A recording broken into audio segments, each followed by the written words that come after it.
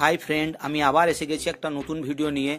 তো যেমনটা তোমরা দেখছিলে যে আমার পুরী সিরিজটা চলছে, তো আজকে আমরা এই যে বিভিন্ন প্রজাতির বাঁদর, সেই বাঁদর দেখতে এসেছি এখানে।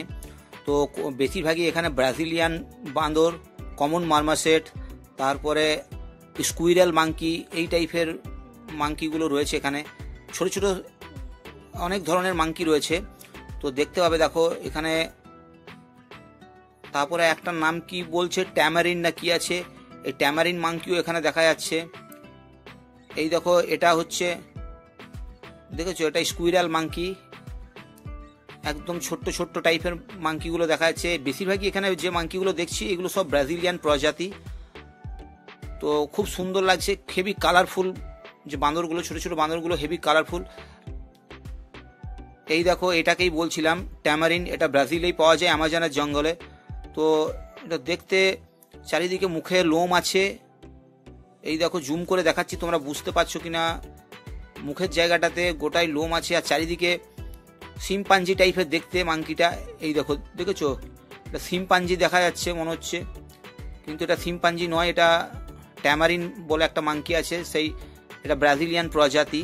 তো নন্দনকাননে রয়েছে, এখানে অনেকগুলো বাঁদর রয়েছে। বলতে বলতে এই দেখো শিম্পাঞ্জি। তো শিম্পাঞ্জিটার ভিডিও তুলছিলাম, তো এক হাত তুলে পেছন দিকে বসে রয়েছে। জুম করে দেখাচ্ছি তোমাদেরকে, দেখো ওই যে এক হাত তুলে পেছন দিকে বসে আছে, অন্য হাতে বা পায়ে কিছু করছে, নিচু দিকে মুখটা নামিয়ে রেখেছে। তো এই একটা শিম্পাঞ্জি রয়েছে, আর একটা ভিতরে ঢুকে আছে, ওটাকে দেখাই গেল না। চলে এলাম আমরা হিপোপটেমাসের কাছে। তো এই দেখো উঠেছে, আর বাচ্চাটাও রয়েছে, একটা ছোট্ট বাচ্চা আছে, আর এই একটা হিপোপটেমাস। তো একটা কথা বলে রাখি, নন্দনকাননে কিন্তু গন্ডার নেই, আমরা গন্ডার দেখতে পাইনি। এবার চলে এলাম আমরা রেপটাইল পার্কে। রেপটাইল বলতেই তোমরা এখানে iguana, monitor Lizaad, snake, tortoise, এইগুলোই।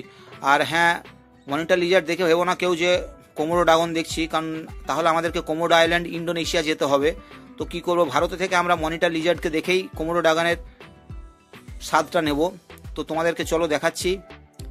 প্রথমে আমরা এখানে কিছু সাপ দেখতে পাচ্ছি, বিভিন্ন মানে রক পাইথন এইসব বিভিন্ন সাপ রয়েছে।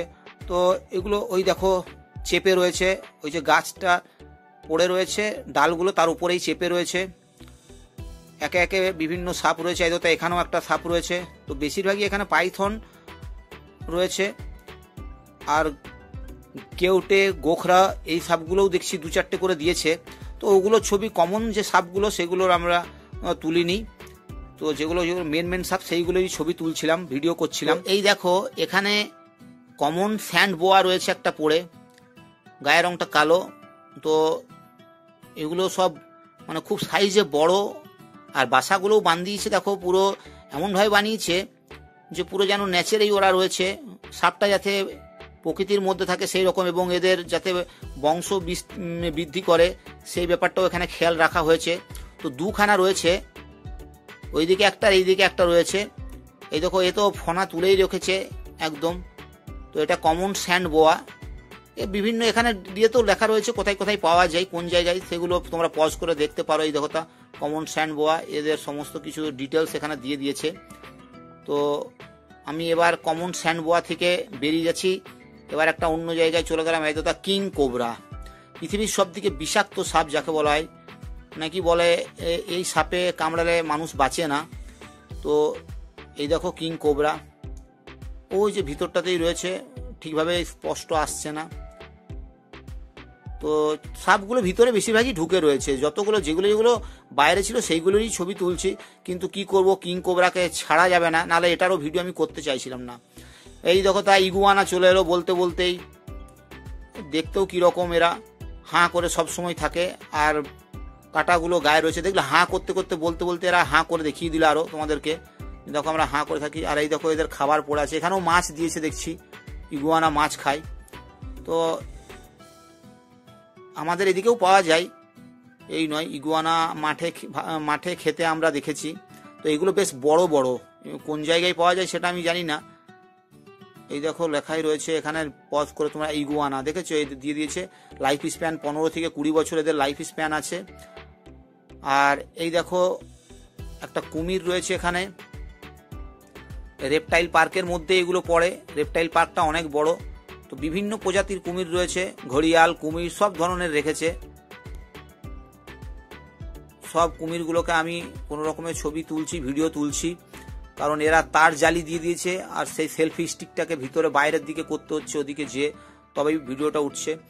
তো বন্ধুরা তোমরা অবশ্যই কমেন্ট করো আমাকে যে কেমন লাগছে। আর এই ক্রোকোডাইলটা দেখো কি বড়, কি মোটা। তো তোমাদের ভিডিওটা কেমন লাগছে অবশ্যই কমেন্ট করে জানিও। আর নন্দনকানন না গিয়ে থাকলে আমার অবশ্যই এই ভার্চুয়াল ভিডিওটা তোমরা দেখতে পাচ্ছ, ভার্চুয়াল ট্যুর করাচ্ছি তোমাদেরকে। এই দেখো আবার আমরা রেপটাইল পার্কেই চলে এসেছি, মানে ওই দিক থেকে আস্তে আস্তে আবার এদিকে ঢুকে দিয়েছি। তো এখানেও বিভিন্ন প্রজাতির সাপ রয়েছে, এত সাপ রয়েছে দেখেছো কি মোটা সব। এগুলো পাইথন প্রজাতিতেই পড়ে আর কি, মানে অজগরই ক্যাটাগরি এগুলো সব, বড় বড় সাপ। তো এটা হলুদ কালারের।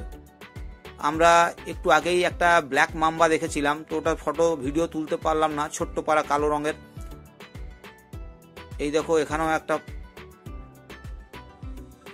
পাইথন, পাইথনেরই এটা বার্মিজ পাইথন, মানে বর্মাতে পাওয়া যায়।